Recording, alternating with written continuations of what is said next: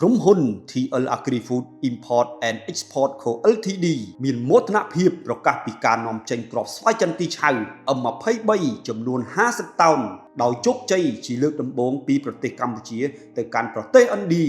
ដែលជាឱកាសដ៏សំខាន់ថ្មីមួយសម្រាប់វិស័យកសិកម្មនៅកម្ពុជាការនាំចេញគ្រាប់ស្វាយចន្ទីខ្មែរនិងដឹកជញ្ជូនសាកល្បងលើកដំបូងនេះត្រូវបានគាំទ្រនិងបានសម្របសម្រួលដោយក្រសួងកសិកម្មនិងក្រសួងពាក់ព័ន្ធក៏ដូចជារាជរដ្ឋាភិបាលកម្ពុជាដោយធានាបាននូវនីតិវិធីនៃការនាំចេញប្រកបដោយភាពរលូនវិញ្ញាបនបត្រគុណភាព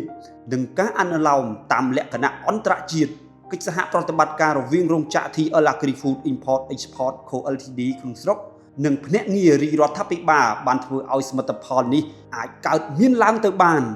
ការនាំចេញដើរតួនាទីយ៉ាងសំខាន់ក្នុងការលើកកម្ពស់ឧស្សាហកម្មគ្រាប់ស្វាយចន្ទីរបស់កម្ពុជាទៅកាន់ទីផ្សារពិភពលោកប្រសិនបើប្រតិបត្តិការលើកដំបូងនេះដំណើរការបានដោយរលូន